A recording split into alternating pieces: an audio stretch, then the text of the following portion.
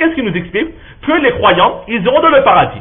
Maintenant, si ces croyants, ils ont eu des enfants, les enfants aussi, ils iront non seulement dans le paradis, mais plus que cela, Allah subhanahu wa ta'ala, par exemple, maman et papa, ils étaient très pieux. Les enfants, ils étaient musulmans, mais ils étaient moins pieux. Allah, par sa clémence, qu'est-ce qu'il va faire? Grâce aux actions des parents, il va prendre ses enfants et les élever, les mettre au même rang que leurs parents. Et dans cela, Allah ne diminuera nullement la position des parents. Par exemple, les parents, ils avaient le droit de rester dans le Jannatul Firdaus, le plus haut degré du paradis. Les enfants, ils étaient musulmans, mais ils n'ont pas fait autant d'actions pour être dans le plus haut degré du paradis. Mais ils avaient par exemple le plus bas degré du paradis. Allah, par sa clémence, il prendra ses enfants et les mettra dans le Jannatul Firdaus avec leurs parents. Pourquoi cela? Allah Matibi nous explique. Il dit que le paradis, c'est quoi? C'est le plaisir éternel. À aucun moment, il n'y aura de tristesse et de chagrin dans le paradis. Mais maintenant, il est logique qu'un parent ne peut pas accepter que moi je suis dans le confort et que mon enfant, il ait moins de confort que moi. Qu'un parent, il voit que moi je suis en train de manger et mon enfant, il a faim, il a soif et je ne lui donne rien. Cela n'est pas possible. C'est contraire à l'amour que porte un parent pour ses enfants. Et bien dans le paradis, ce sera pareil. Pareil, ce sera la même chose. Le plaisir, la joie des parents ne sera pas complète tant que ces parents ne verront pas leurs enfants à leur côté. Que mon enfant, il est en train de jouir comme moi je suis en train de jouir. Donc pour compléter le plaisir des habitants du paradis, Allah, il mettra chaque enfant musulman avec leurs parents au même degré du paradis, même si ces enfants ne le méritent pas. Là, c'est un enseignement que Allama Tibi alayhi rahman, il nous donne. Le deuxième enseignement qu'Allama Tibi nous donne, c'est quoi? C'est que nous avions dit qu'il y a une règle que les enfants, ils suivent la religion de leurs parents, la meilleure des religions de leurs parents. C'est ce que nous avions déjà dit précédemment. Mais Allama Tibi nous dit que par rapport à ce hadith, nous voyons que les enfants, ils ne suivent pas la religion de la maman, mais ils vont toujours suivre la religion de leur père. Pourquoi? Parce que si vraiment l'enfant suivait la meilleure des religions parmi les parents, eh bien les enfants de Hazrat Khadija radiallahu ta'ala devaient être dans le paradis. Car Hazrat Khadija radiallahu ta'ala, non seulement elle est musulmane, mais en plus elle est l'épouse du prophète d'Allah et elle sera aux côtés du saint prophète sallallahu alayhi wa sallam dans le paradis. Donc ces enfants devraient être aussi avec elle. Mais non, le prophète d'Allah, qu'est-ce qu'il a dit? Ils seront dans l'enfer. Pour cela, Allama Tibi, il est d'avis que les enfants suivent et ils iront au même endroit où leur père va aller. Mais la majorité des savants n'est pas d'accord sur cette opinion et ils rejoignent l'opinion que nous avions déjà dit auparavant.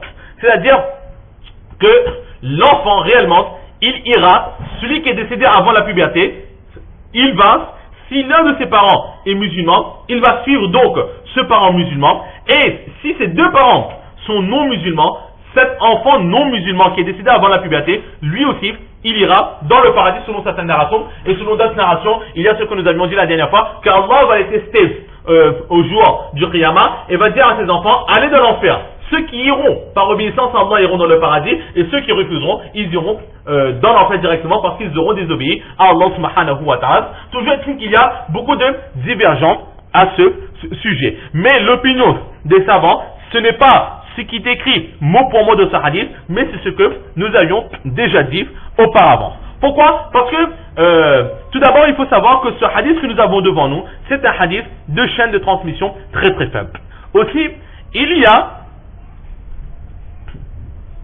un récit de Hadith Abdullah ibn Abbas qui dit que les gens du paradis seront réunis avec leurs enfants dans le paradis. Exactement comme sur terre, les parents avaient l'habitude de manger à table avec leurs enfants, dans le paradis aussi, ces mêmes parents seront accompagnés de leurs enfants autour d'eux. Et aussi, pourquoi est-ce qu'on ne prendra pas compte de ce hadith?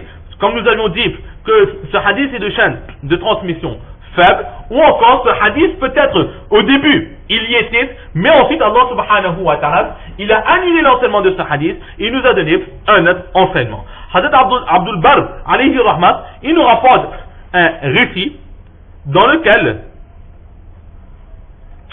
il est dit que Hadith Khadija radiallahu ta'ala elle a eu cette réponse. Mais quelques jours plus tard, elle va de nouveau poser la question au prophète d'Allah et ce sera toujours la même réponse. Mais une troisième fois, elle posera la question et là, Allah subhanahu wa ta'ala, on verra un verset du Coran qui dira وَلَا تَزِرُوا وَازِرَةٌ وِزْرَ أُخْرَى, qu'aucune personne ne pourra porter le fardeau d'autrui dans l'au-delà. C'est-à-dire que les parents, ils étaient infidèles. Donc ils ont fait des péchés, ils iront en enfer. Mais les enfants non pubères, quel péché est-ce qu'ils ont fait? Ils n'avaient pas encore l'obligation de suivre la religion de l'islam. Ils n'ont fait aucun péché. Mais pourquoi est-ce qu'ils seront châtiés à cause de leurs parents? C'est pour cela qu'ils n'auront nullement dans l'enfer, mais ils iront dans le paradis. Ils seront, comme on l'avait déjà dit auparavant, des habitants du paradis ou bien des serviteurs du paradis. Une autre réponse qui peut être donnée, Wallahu a'lam, c'est que ces enfants iront dans l'enfer, mais le but, la raison pour laquelle ils seront dans l'enfer, ce ne sera pas pour les châtier, mais ce sera pour affliger encore plus leurs parents. Que les parents vont voir que je suis en train de souffrir parce que j'ai réfuté l'islam, mais à cause de moi, mon fils aussi, il est dans l'enfer. Mais peut-être que cet enfant, qui lui n'a commis aucune faute, il sera dans l'enfer, mais il ne souffrira pas comme les habitants de l'enfer. Dans l'enfer, il y aura aussi des anges qui seront en train de chasser. Les anges qui sont là pour chasser, ils seront dans l'enfer. Mais est-ce que pour autant ils vont souffrir de l'enfer? Ils ne souffriront pas de l'enfer, ils seront bien dans l'enfer. Ces enfants, peut-être qu'ils seront là dans l'enfer pour augmenter l'affliction de leurs parents, mais ils ne vont pas souffrir corporellement. Là, c'est une réponse qui est donnée, mais toujours est-il que l'opinion la plus appréciée, c'est que même les enfants des non-musulmans qui sont décédés avant la puberté, ils iront dans le paradis, qu'ils soient des habitants du paradis ou qu'ils soient des servants dans le paradis. Toujours est-il qu'ils ne seront pas dans l'enfer selon l'opinion de la majorité des savants. Donc voilà ce que l'on peut dire sur ce hadith. Il ne reste plus qu'à voir la biographie de Hazrat Khadija radiallahu ta'ala anha. Le temps étant écoulé, nous allons nous arrêter ici pour aujourd'hui. Inch'Allah, la prochaine fois, nous allons voir la biographie de Hazrat Khadija radiallahu ta'ala anha.